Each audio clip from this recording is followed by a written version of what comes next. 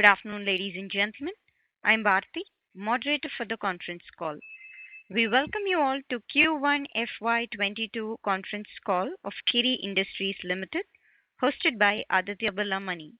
This conference call may contain forward-looking statements about the company, which are based on the belief, opinion, and expectation of the company as on date of this call.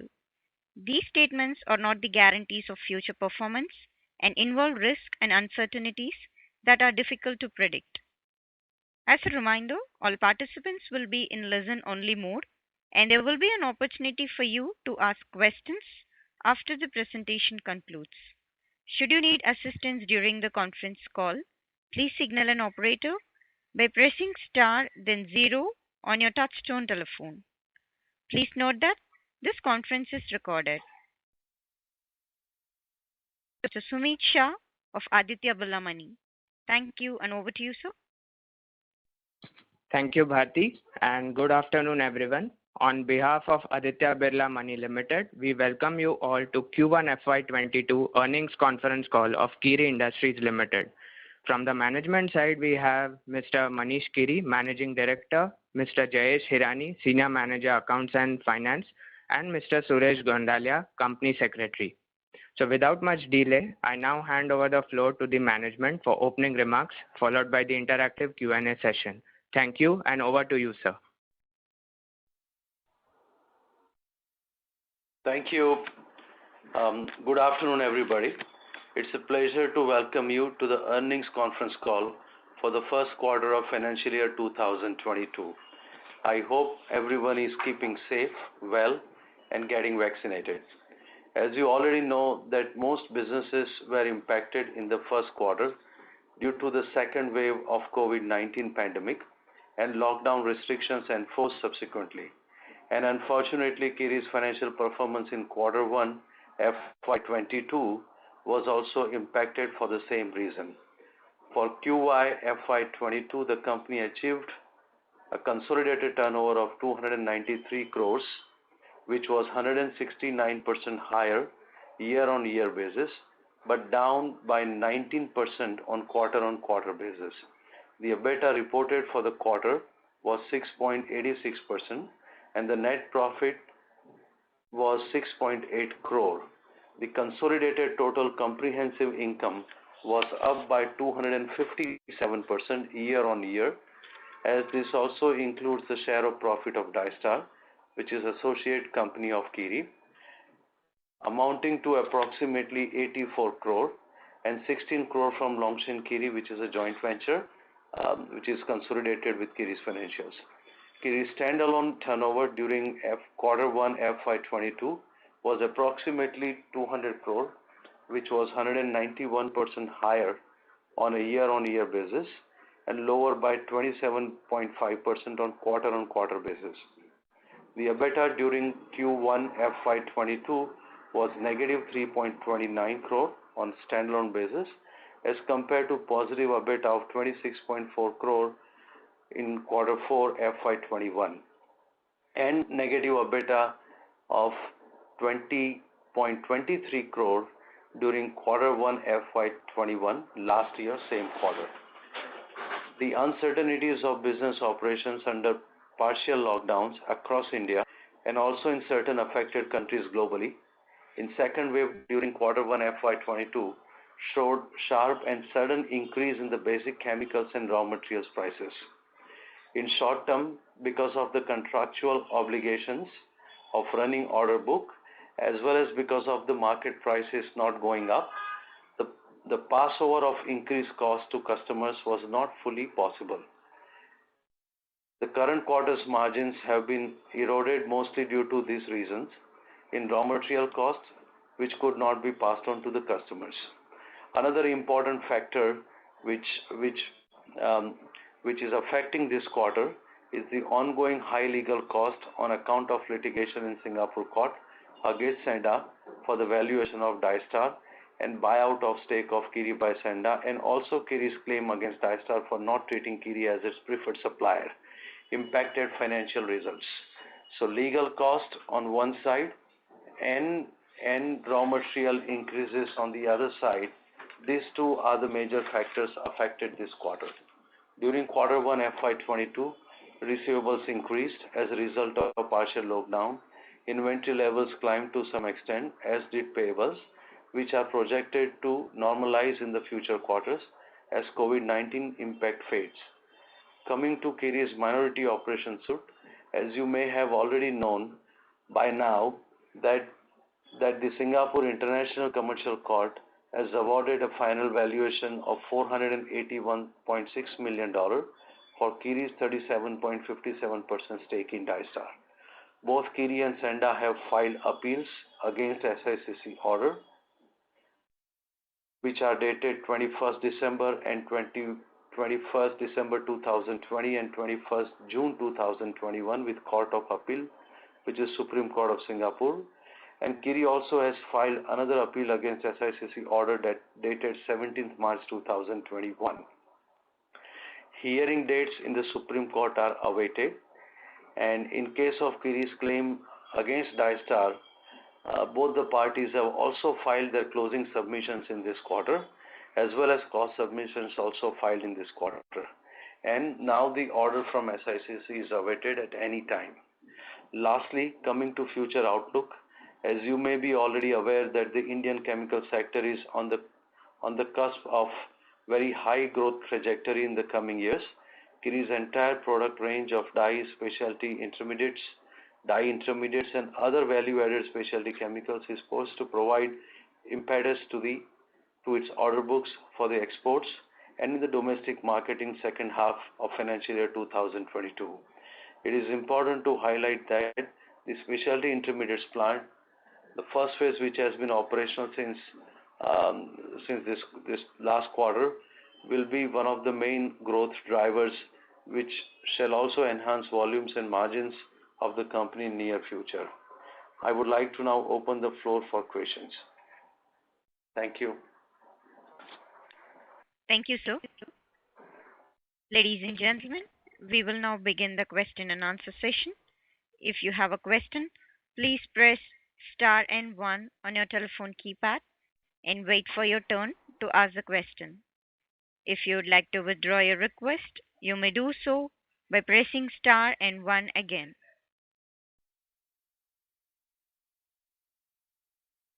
Ladies and gentlemen, if you have a question, please press star and 1 on your telephone keypad. First question comes from Nandan Ambit, an individual investor. Please go ahead. Hello. Yes. Yes. Good afternoon, sir. Congratulations on the results. My one question, only one question, is with respect to the accrual of this associate share of profits. So, in the presentation which has been shared on the results, it is mentioned that the profit on account of associate has been accounted only to comply with respect to the accounting standards. So I wanted to understand the profits which the Dystar will earn or has earned after the cutoff date of the valuation date. Will they be received by Kiri or how will it be accounted? So this is a very important point, and whatever profits Dystar has been making since July 2018, Kiri has not been privy to the excess of that profit because the valuation date was 3rd July 2018.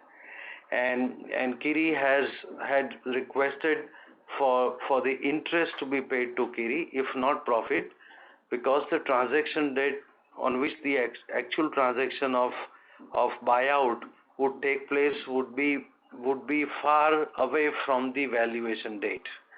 The court didn't award interest to Kiri for this time frame, and that's the reason that we have filed appeal in the Supreme Court, and Supreme Court would look into the matter whether Kiri can be awarded interest at least from the date of the valuation date till the transaction takes place. So it's in the court right now, and let us see what Supreme Court decides once the hearing takes place. Sure, sir. Thank you. That's the only question. Thank you. Thank you, sir. Next question comes from Vishal Jaju, an individual. Good evening, team. Manish, first question was from to understand, sir, whether our industry, our basic sales of reactive dyes and all, whether they come from directly in terms of dyes industry, and if yes, then sir, in this quarter, our domestic sales of overall textile dye segment has seen a massive revenue growth because the export sales have been increased. While our revenue of export market has increased, however, domestic market had remained sluggish. I know there was an impact of COVID, but post-COVID, why was we have seen such a revenue drop in domestic market as far as with respect to export market, where we are gaining increasing revenue share, but not in domestic market? Right. See, this is the quarter in which the dye sales as well as intermediate sales both got impacted, and main impact came from domestic market. Domestic textile market was almost on a standstill for a few months, and the sales, consumption, everything was on a standstill mode. Extremely low level of activities and extremely low level of sales took place, especially in 2 months, April and May. June partially started recovering. July turned out to be better than expected. But if you look at the entire quarter, the main impact, as you rightly said, came because of the dip in the domestic business. However, export has also got impact, right? Yes. And export of dyes also was lesser.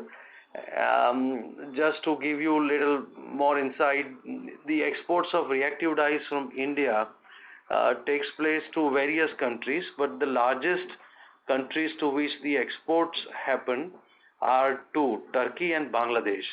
50% of almost 40 to 50% of India's exports of dyes go to these two countries, and both the countries went through the lockdowns in this quarter.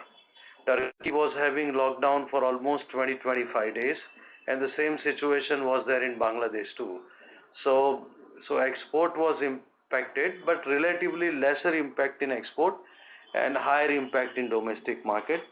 While on the other side, the raw material prices and the raw material situation continue to remain higher. In fact, this quarter the raw materials increased significantly. Prices of aniline, prices of sulfur, prices of naphthalene, a host of basic chemicals and raw materials in fact increased in prices. So on one end, lower demand and not being able to increase the finished product prices, while we ended up paying higher prices on the cost of raw materials. So that is how the overall industry situation prevailed in this quarter. So, sir, is there any specific reason? Because in this current quarter, I've seen many of the textile dyes manufacturing companies. They have shown a rapid sales due to increase in exports, which Indian textile sector is facing up. So, are we facing the competition of increasing raw material prices, or there is a China competition effect which we are seeing due to this standstill? April month was sluggish. However, the overall sales of the textile segment is going up and in dyes.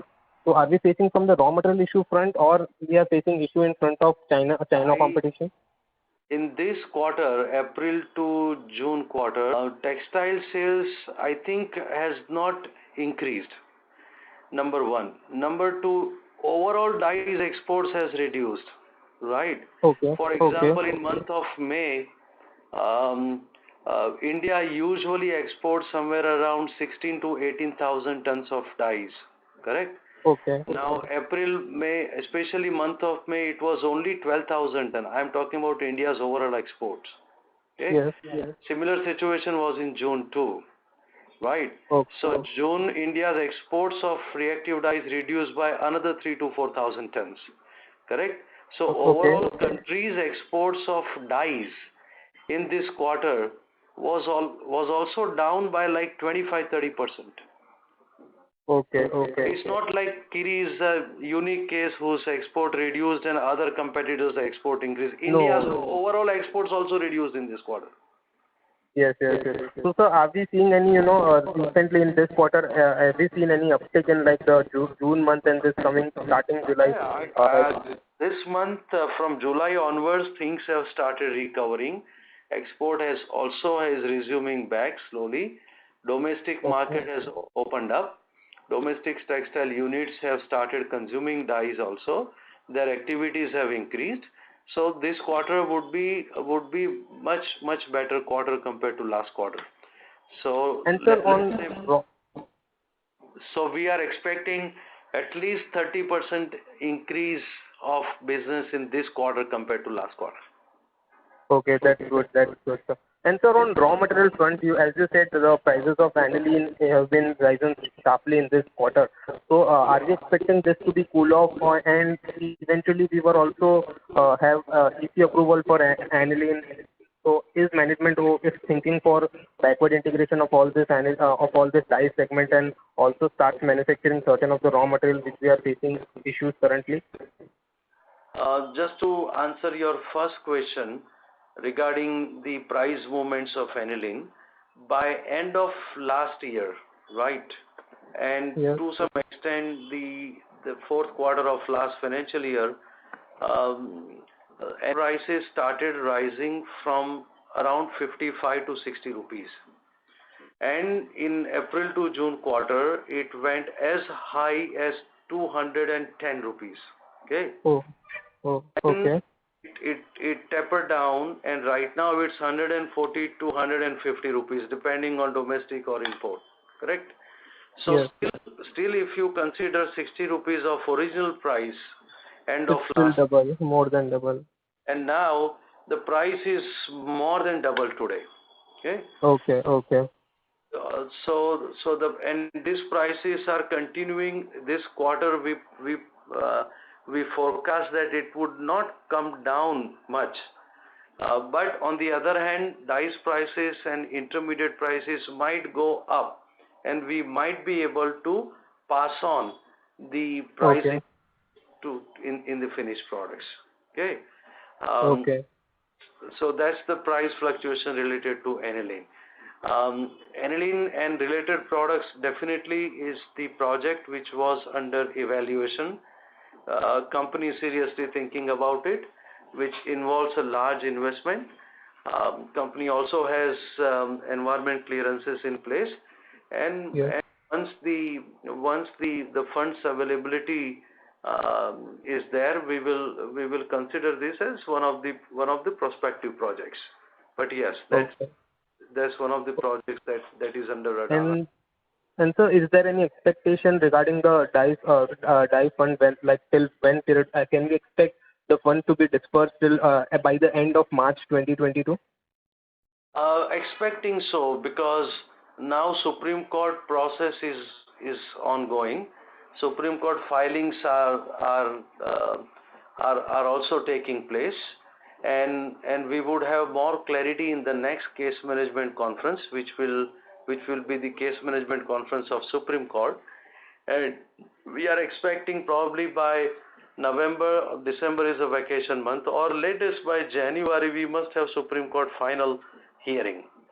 So once that hearing date is known, we would know the definitive timelines for closing of the legal case in Supreme Court, and thereby the execution of buyout order.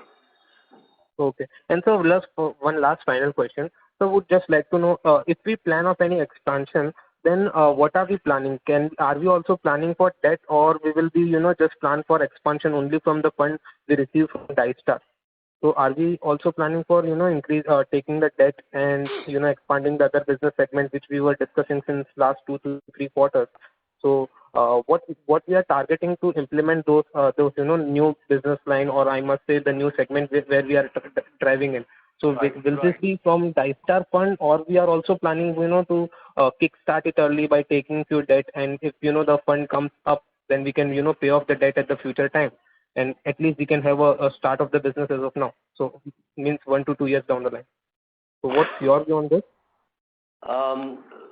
Number one, it would be for the future projects and future expansions, it would definitely be equity and debt ratio both, right? We have only equity. Kiri's board has also deliberated on this point, and we would have adequate debt and adequate equity, and that is how we would be able to increase return on equity for the future expansions and new projects that the company would be investing in, right? So it would be both with adequate ratio. That's number one.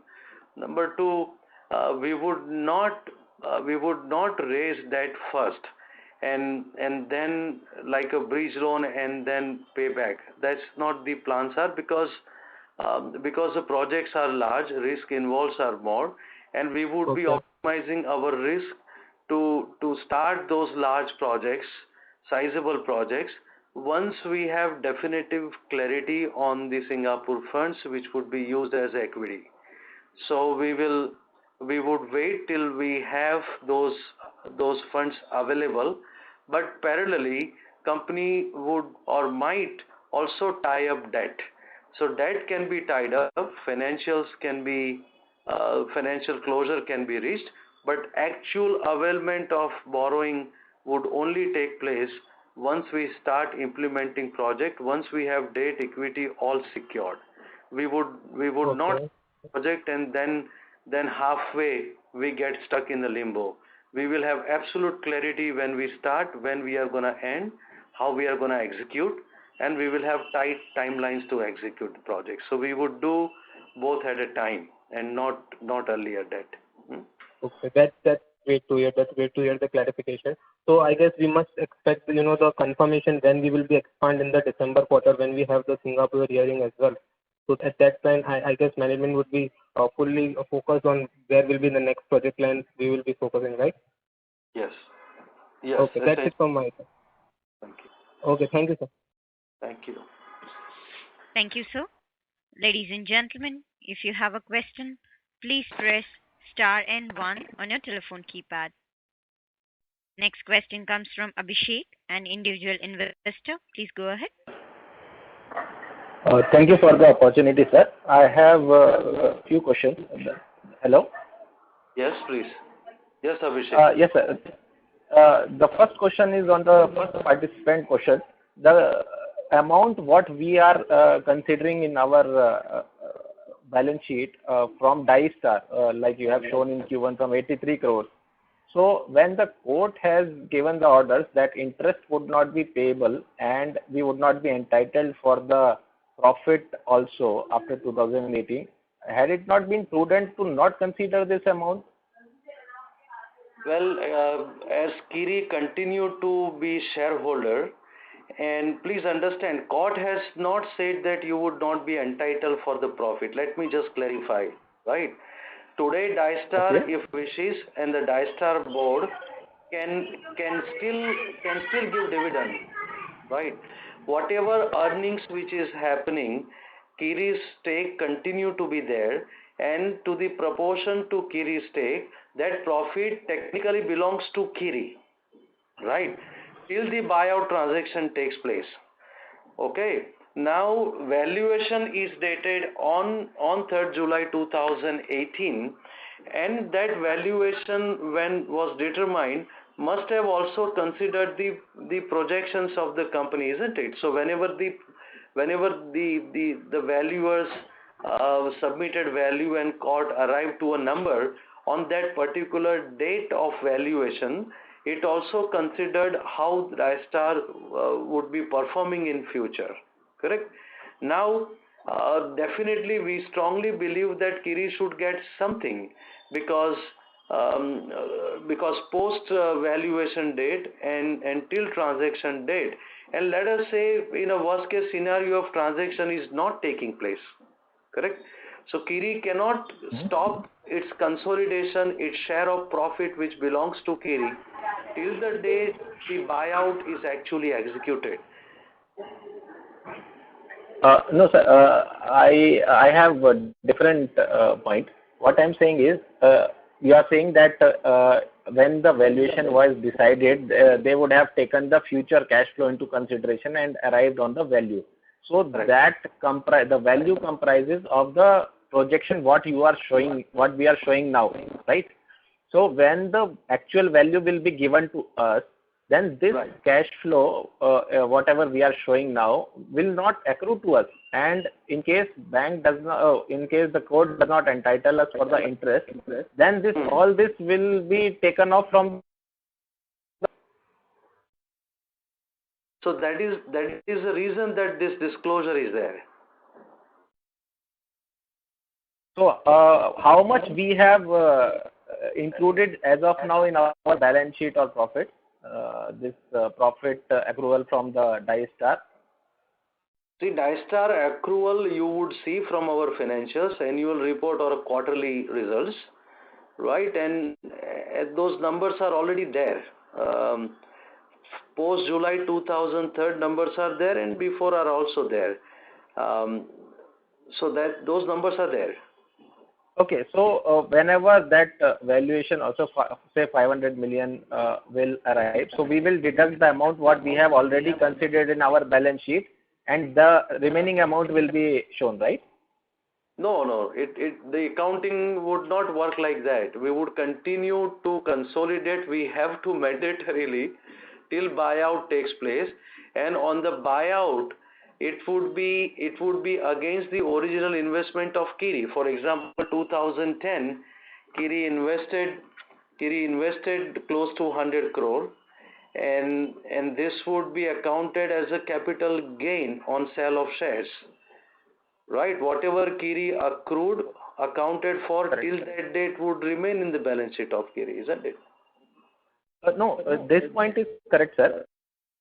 Say 500 million, and we had bought, I don't know the exact figure, say 100 million for Dystar. So 400 million is the amount, capital gain. It was precisely 100 crore. It was about 100 crore, and this would be coming 3,600 crore. That's the delta.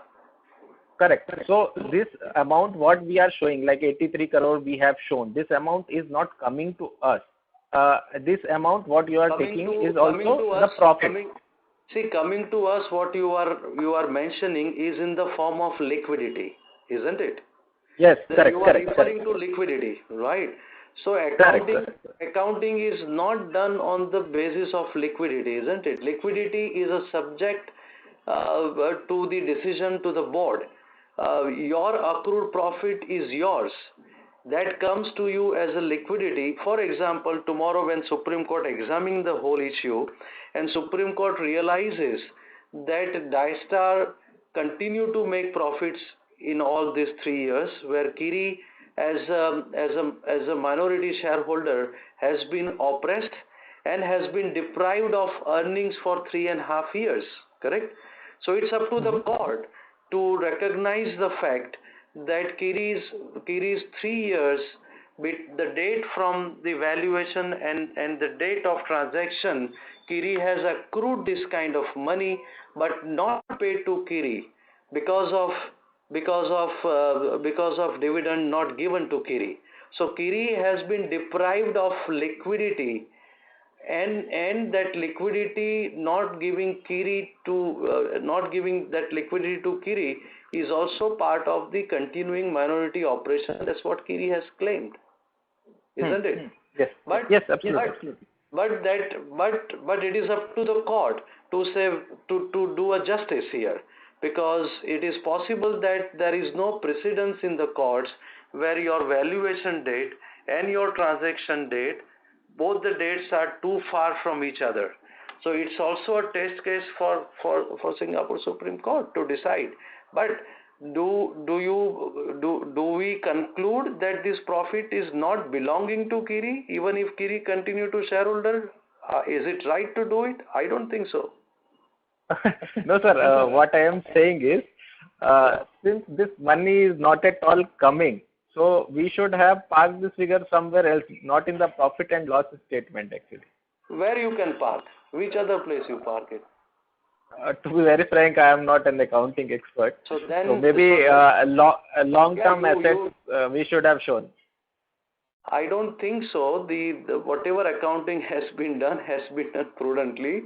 Wherever it has to be shown, wherever it has to be parked, and company has No, I mean, no, company has no intent to misrepresent anything to you. Let me clarify that. Whatever has been accounted for is true and correct. Whatever has been disclosed is also true and correct. Whatever belongs to Kiri is also true and correct. Right, sir. And this figure. Thank you. Thank you, Abhishek sir. You may join the queue for your further questions. Ladies and gentlemen, if you have a question, please press star and one on your telephone keypad. And participants are kindly requested to restrict with two questions in the initial round and may join the queue for further questions. Next question comes from Suyesh Sarovi from First Capital Market. Please go ahead. Hello. Yes, please. Yes, good afternoon, sir. So my question was, what is the quantum of the legal expense that we have incurred in this quarter? Well, let me give you that number. If we had not incurred legal expense in this quarter, our EBITDA would have been 4.5%. So, Okay. so that means that our legal expense is north of 12 crore. North of 12 crore. And till this run rate will be there for the next 3 quarters for this year, because we expect the money by March 2022. Yes, at least till Supreme Court work is going on, the expenses are going to continue, and you are right. I'm sure till December it would continue, but if hearing comes earlier in November, then last quarter it would go down. But if hearing extends to January, then we would see also legal expenses with a similar level in the last quarter too. So this year, on a safer side, we can say that we will have to incur these expenses. Okay. And any idea on the date for hearing for Supreme Court? By when can we expect to get a date? I think we should have clarity in our next case management conference. So case management conference from Supreme Court is expected to take place based on our lawyer's advice in this month, in August. So by August we should know. And the moment we learn the date of Supreme Court hearing, it would be just one day hearing.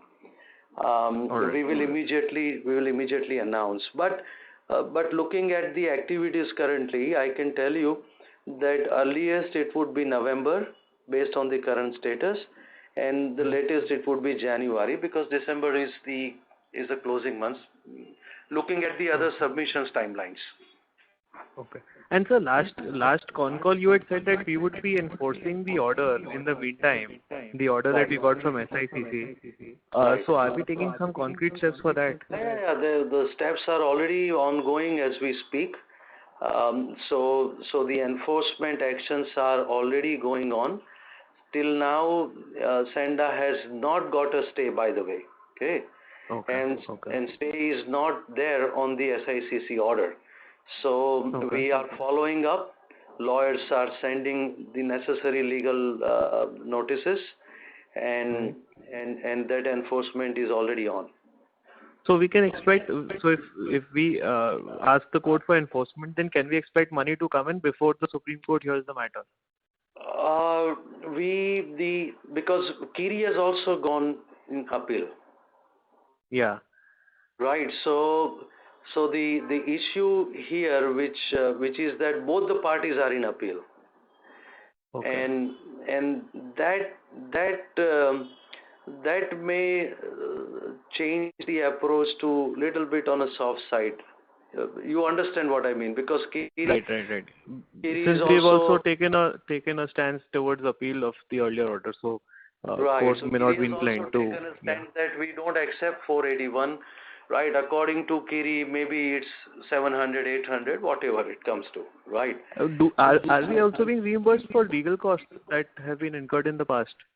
Yeah, so illegal costs already been awarded to Kiri till July 3rd, 2018, right? Okay. And Kiri has already submitted, and the last cost submission, even for this valuation trial, is the one round has already been done, and the last submissions are on August 18.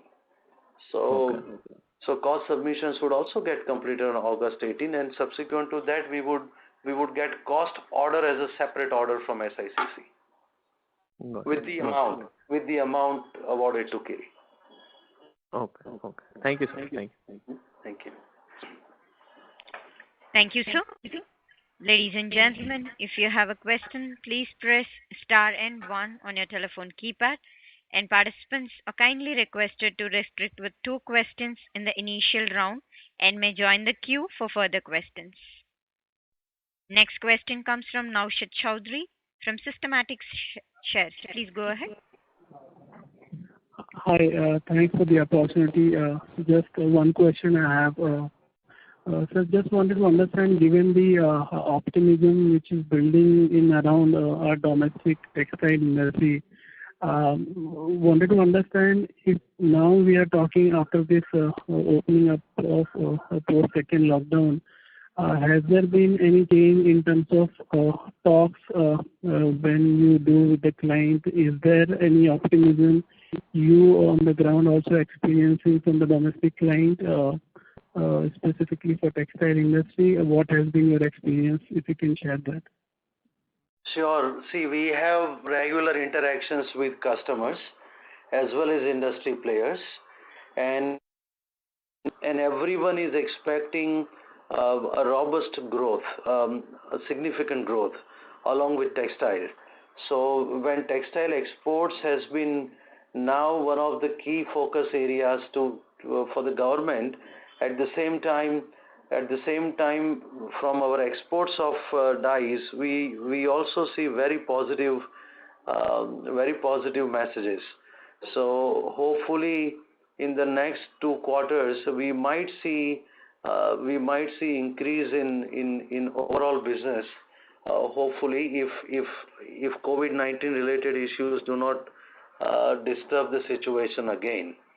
At the same time, we see and there is a fear of uncertainty everywhere, and it would be correct to say that it's very difficult in today's time to precisely predict or forecast customer demands and the market demands for anyone. Even though there is optimism, even though the expectations of increase of business is there, at the same time we experience uncertainty too.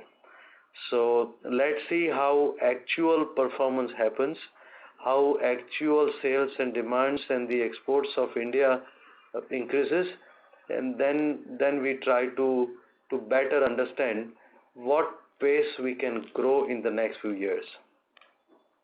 Okay. And just follow up to this, given your past experiences with the textile industry and whatever the government has planned, to double, triple, or multifold the capacities, and if there is a higher growth in the textile industry, let's say for next 5 years, let's assume if the industry is growing at 10 or 12%. Would it be fair to assume that our industry would also grow in the similar line or slightly higher than that percentage? Absolutely. It would be at least similar or slightly higher for export part. But whatever rate at which textile grows, dyes industry also grow complementary at a same percentage, the same level. And because it goes parallel. Whatever we are able to increase in terms of exports to again counter and provide an alternate to China, that growth will be incremental to the domestic growth. So let's hope that even export growth also goes up. And see, Chinese textile exports have been facing a lot of challenges, including sanctions of use of cotton, which you must have read in the news, and that would provide other countries to capture orders and to capture market of textile processing. Hopefully, we should be able to follow that move, and we should be able to cater to those textile processing customers who get that the business diverted from China. That is where the growth will take place.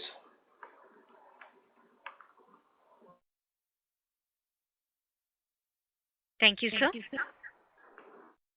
Next question comes from VP Rajesh from Banyan Capital Advisors. Please go ahead. Yeah.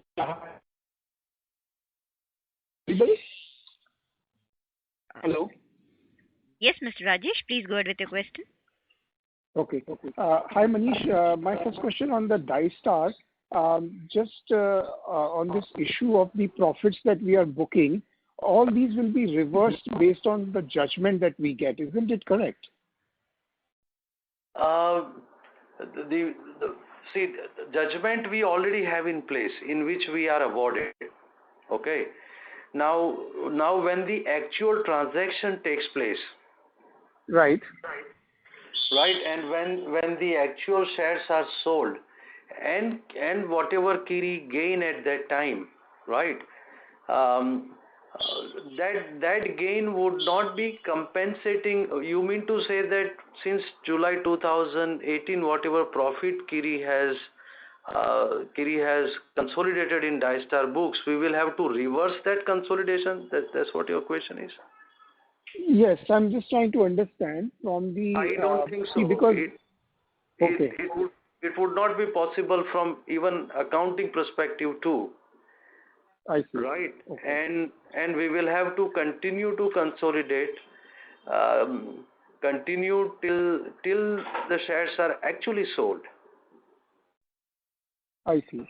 Okay. Whether we get liquidity on that consolidation is a separate part, but that profit continue to belong to Kiri till Kiri holds shares of that. Sure. Yeah. Right. No, okay, understood. And then the second related question is that in the Supreme Court when you are doing the appeal, Right. Are you also claiming that these profits belong to Kiri, and therefore we should be getting some compensation for all these profits from 2018 onwards? Is that part of your submission also? Yes, exactly. That is there in our submission. So we are telling Supreme Court that, see, we have been deprived of these earnings all these years, right? Because transaction date is away from the valuation date, and Correct. we should be compensated with something. Either you give us in the form of the interest on the valuation number or anything, because during this time the oppressor is benefiting at the cost of Correct. at the cost of minority shareholder, isn't it? Right? So you would be pocketing all this money, oppressing the minority shareholder, and then enjoying that. See, how can that be justified? I hope I'm clear in the arguments that we are I'm trying to explain to you, which we are lengthily putting in the Supreme Court submissions. Yes, it's very clear there is value of money, and therefore you're asking that value should accrue to the Kiri shareholders, and that's crystal clear. Exactly. My second question is that once the money comes, are we still thinking about some kind of buyback or special dividend aside from the large capex that we are planning to get into specialty chemicals? Yes, that would also be one of the objectives. Correct. Okay. And then on the business front, you are saying that the business is coming back. So, what the guidance you gave in the last, does that still stand, or are you thinking of changing that given the results of the Q1 basically? Yeah. See, the experience of Q1 and the impact of second quarter was more than what we could predict, to be honestly with you, right? Now for the rest of the year, we would have to revise our forecast, and we would have to give guidance which would not hold valid what we thought at the end of the year, financial year 2021, right? So we'll have to taper down our expectations for the whole year. Okay. So what would be the growth this year then? If we look at the next 3 quarters, we would try to at least achieve, for example, our internal expectations is 260 to 270 crore in this quarter, and then touch to 290 or 300 in the remaining 2 quarters. Again, this is all prediction based on we do not get hit with another problem of COVID wave. So Sure. with that, we should end up here with at least 900 crore, possibly touching 1,000. Right. So that would be the top line. And EBITDA, even if we achieve in the next 3 quarters on a standalone basis, post legal expenses. See, another big impact in our EBITDA comparison with other peer companies would be the significant legal cost. And that legal cost has an impact of somewhere around 4% to 6% depending on the quarter. That's how the legal cost is impacting our EBITDA. So post legal cost, even if we achieve between 8 to 10% on 1,000 crore sales, that is what we may end up with. On a standalone Thank you. basis. On a standalone. I got it. I will get back to you for more. Thank you. Thank you, sir. Next question comes from Karan Asli from Maximal Capital. Please go ahead. Hi, sir. Thanks for the opportunity.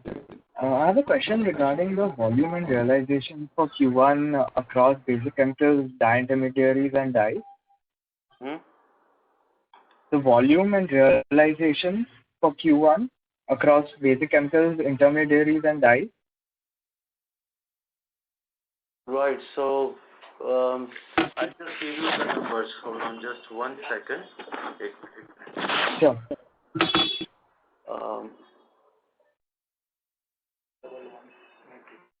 Right, which is down by 26%, correct? Right, and volume down. So if we compare quarter on quarter, right? So for dyes, it was 2,111 tons, which was quarter on quarter basis. Volume wise, it was down by 37%.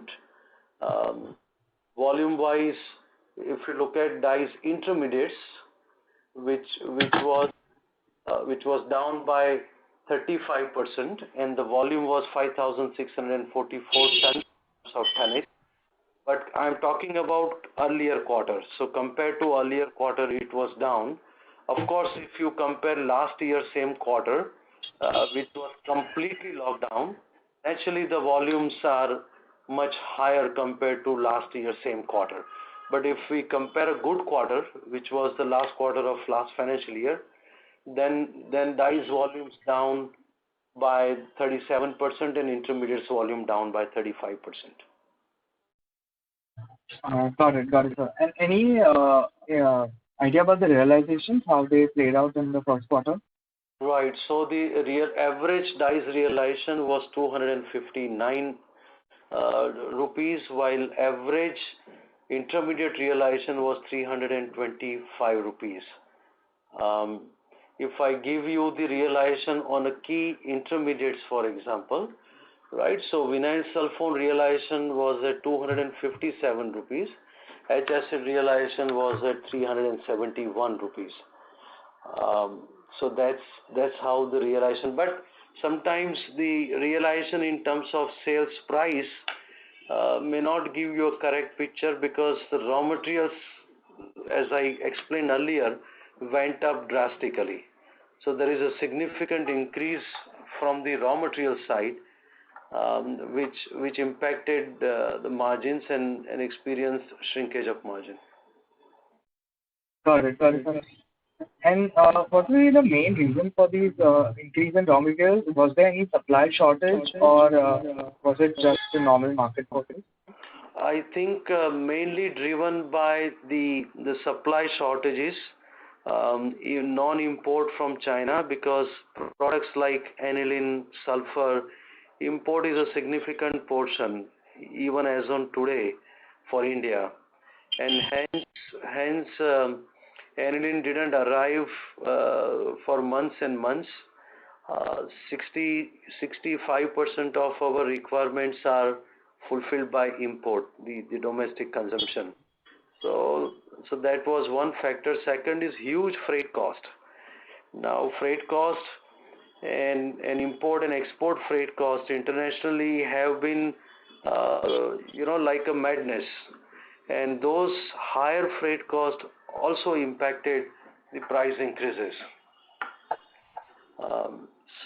Few products like sulfur became worldwide shortage. Not only India was short, so international price was significantly high. And second factor, which is reflecting all these price increases, increase in crude oil, increase in benzene prices. So benzene touched almost $1,100 per ton, which was considerably higher price for even benzene, which can impact directly the price of aniline and other intermediates which are based on benzene. So these are the factors impacted the raw materials increases. Understood, sir. And so you had mentioned that the entire passover was not possible in the first quarter, but since then, have you been able to kind of adjust the prices according to the increased raw materials? Yes. Now, from July onwards, we are able to pass on some of these increases, and at the same time, cost of certain raw materials also gone down. So, as I mentioned earlier, aniline increased as high as 210 rupees, which is now tapered down to 140 to 150 rupees. On the other side, the prices of vinyl sulfone got improved. Similarly, prices of HSL also improved from 340-50 rupees to now 360-70 rupees. So some passing on is taking place. At the same time, certain raw materials also came down. So that will help in this quarter. Sure. And what would be the capex that you have planned over this year and the next? Right now, capex is very minimum, put on hold currently. Only thing which we will try to complete in the next quarters might be the second phase of our specialty intermediate plant, and very little investment is left for that. But I would say that for this year, capex is almost on hold. Okay, got it. That's it from my side. Thanks so much. Thank you, sir. Next question comes from Ashish Koti, an individual investor. Please go ahead. Yeah, good afternoon, sir. Ashit here. Good afternoon, Ash. I want to ask a few things. One is with regards to... Just one sec, sir. Just one sec. Hello? Yeah. I just wanted to ask few things. One was with regards to this rising raw material prices. That could be applicable across the counters, across the manufacturers across the world, right, sir? Yes, which is true. These prices are greatly impacted. True. So, in that sense, that would not directly impact from the competitiveness. It impacts when your demand is low and everyone wants to sell their products, right? So if demand is normalized, it usually doesn't impact on finished product side, but or impact is temporary. Let me put it this way: till you pass on to your finished products. But when your demand is less, then everyone wants to sell their production, and that would impact your sales price and impact the margin. Okay. If you have to compare our company Kiri with Sudarshan, Vidhi, or Vagaria Dynamic, or Akshar, or a couple of them, where are we in terms of sales profitability? So for example, if you take Sudarshan is not in the category of the products of Kiri. There is not even a single product which is common between Kiri and Sudarshan, right? And Sudarshan, Kiri, Bagaria, Aksarchem, because Sudarshan is in the pigment business of colorant industry, right? Okay. Now, pigments and driving factors, demand of pigments are different from driving factors for dyes, right? For example, driving factors for Sudarshan for pigments are paint, ink, and plastics, right? Right. Which are different from textiles. And textiles, 65% to 70% of dyes used in textiles. So driving factors for other companies are different. Number one.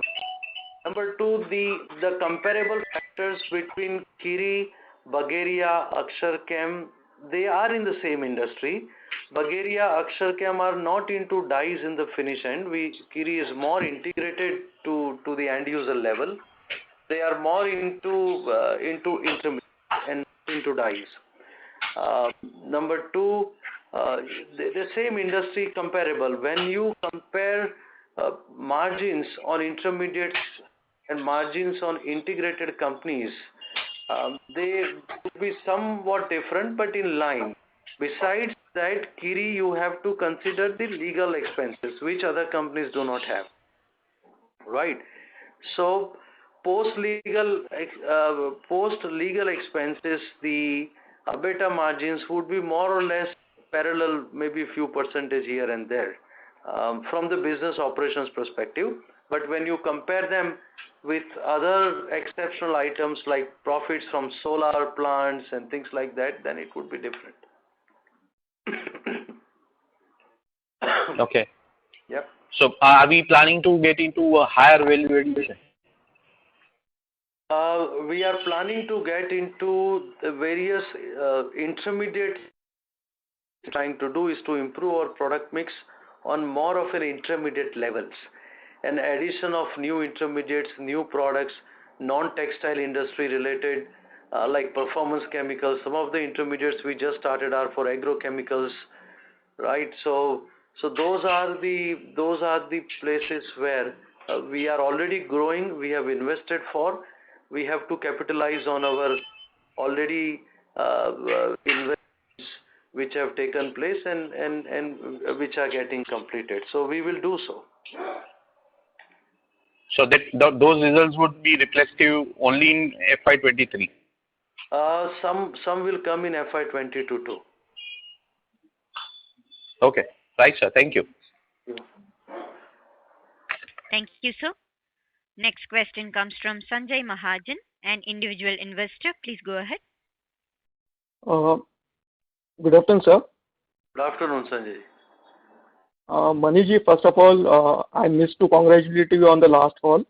I have seen most of your public communication, including one with the Valorem, and I should say you walk the talk, and hats off to you. And the most strongest quality that an entrepreneur needs is the grit. That's the top quality, and that's been already demonstrated by you by trying to fight out this big battle with Dystar. Thank you. But as an individual, my concern stems from the standalone number. So if I see the data from 2007 till date, our revenues still looks to be on a slightly on a stagnated level. So what are the management plan, irrespective of the Dystar case, to strengthen this business, the ongoing business, or how are we positioning ourselves for any of the unseen this calamity or regarding the Dystar? Because on the standalone level also, if I look the business, whatever you have been doing, I do not have any doubt as a management, but I have concerns regarding the segment wherein I am invested with you. Yes, and your concerns are right concerns, and our focus besides Dystar case is to improve our standalone performance and our standalone product portfolio. That is the prime priority for the management. Now, to address that, we have been investing in last 2.5 years actually. Unfortunately, post-COVID, we could take benefit, but today, by the end of this financial year, company would have enough assets. Company would have invested for these two new buildings and the specialty intermediate facilities. When we are able to penetrate those products and the markets with market support in the next year or two, we can increase our top line as high as 1,800 to 2,000 crore only on the existing investments, right? So our next objective is to improve standalone performance, to increase our profitability on a standalone basis, and with more intermediate in the product basket, we would see less uncertainty with some of the diversified products, not only for textile industry, also used in other industries. So the idea is to de-risk ourselves, not totally linked with textiles and dyes, but also to add to all these products which we have already started, and to get that reflected into our financial performance. So the key is that our quarterly revenue increases from 250, 270 to 300, 350 and 400 with existing investments only, without any more new investments. So now the plan is to get this reflected into the numbers in this year and next year. Okay. Yeah. And in continuation of the same thing, in the last con call, you had mentioned that we are strengthening our core team or the board, wherein ex-GNFC and ex-Deepak Nitrite individuals are also roped in for our future plans. So is this for the current business or the future business? For the future businesses, not for the current businesses. We have further strengthened. There are new hires have also taken place, and we are strengthening the management bandwidth for the future projects, for the businesses that we will enter into, which would be non-dyes and intermediate business. Okay. Yeah. And sir, last question regarding the FCCB conversions. Do the management intend to increase their stake as and when there is a possibility? Undoubtedly, right? So management would definitely try to increase their stake. Absolutely. It's one of the priority items at promoters levels. Wish you all the best, sir, and we are very happy and have a full faith in your leadership. Thank you. Thank you. Thank you. Thank you, sir. Next, we have a follow-up question from Suyesh Sarovi from First Capital Market. Please go ahead. So my question was regarding China. You had mentioned that China is becoming uncompetitive regarding India as compared to India in dyes and dye intermediaries. So has that situation changed post-COVID, or is it the same that you were seeing 3 quarters back? I think the situation, let me elaborate a little bit. The reason India is more competitive and continue to be more competitive compared to China, the factor which goes in is the differential policy and tax policy at China. So for China to export dyes and majority of the intermediates, either they do not give refund of VAT, or Chinese government for some intermediates give partial refund of VAT. That means that China has already in practice today the indirect export tax, and that is what making our prices and our industry to capture more export market in the countries other than China, right? So that competitiveness continue because of this main factor which I explained to you. Number 2, China also went through some of the demand slowness, and Chinese reduced their prices of dyes and intermediates in the last quarter as well as this quarter also, and that is one of the factors that would affect our prices too. For example, when China offers H-acid price of $4.8 in international market, as well as to India, we cannot go above it. That puts a cap on our price increasing ability, right? Now, you imagine the situation where our industry, Kiri as well as others, will have to import aniline from China, right, with anti-dumping duty, because domestic production is only 35%. And then after paying that anti-dumping duty, we will have to compete against China in the finished product, which is vinyl sulfone, right, and match their pricing. So there are certain factors where we also need to improve in future to be self-reliant if we want to have even more competitiveness against China, which will happen over the years. But currently, we will have to, on one side, depend on some raw materials on China.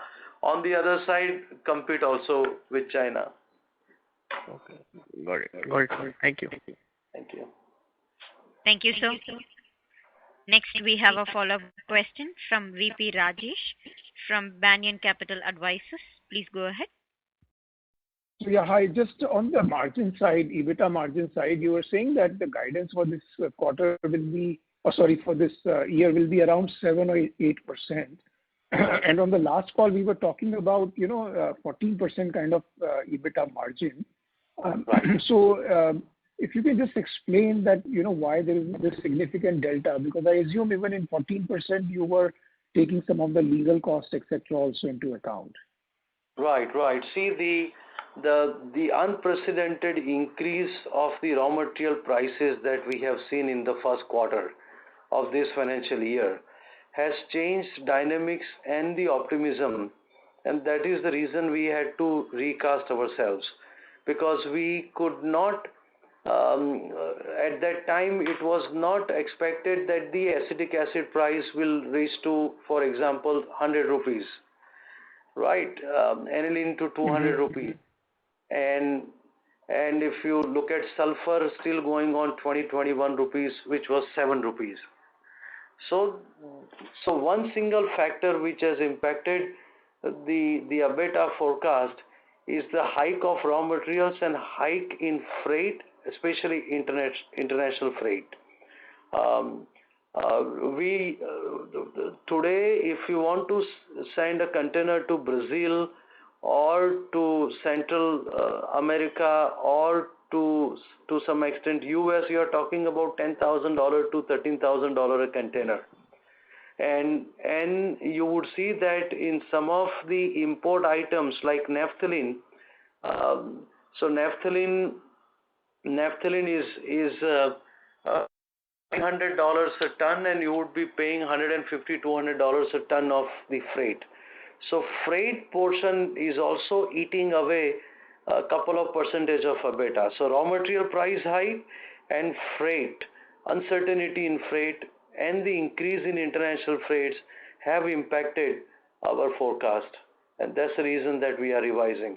And again, if situation changes, if the raw material prices go back to the original levels, we might see some positiveness, but we don't see it in the next quarter happening, and hence we continue to revise it. Got it. Thank you for a comprehensive answer. Appreciate it. Thanks. Thank you, sir. Next, we have a follow-up question from Mr. Abhishek, an individual investor. Please go ahead. Thank you for the opportunity again, sir.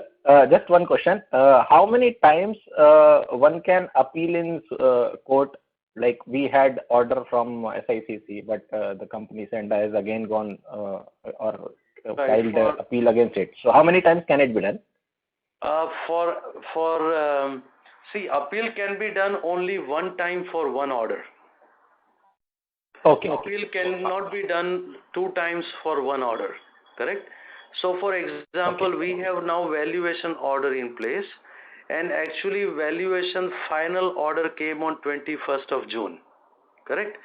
Earlier, there were two interim orders that we received from the court, right?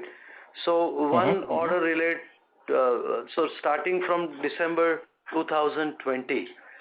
So, once this final order is in place now, this appeal would be a one appeal and the last appeal. There is no other order that can be subject to appeal. And all these interim orders, appeal questions would be clubbed into one final hearing now, because it's all relates to valuation order. Okay, so this should be the last one. Should be the last appeal. There is no further appeal after this. All right. Thank you very much, sir.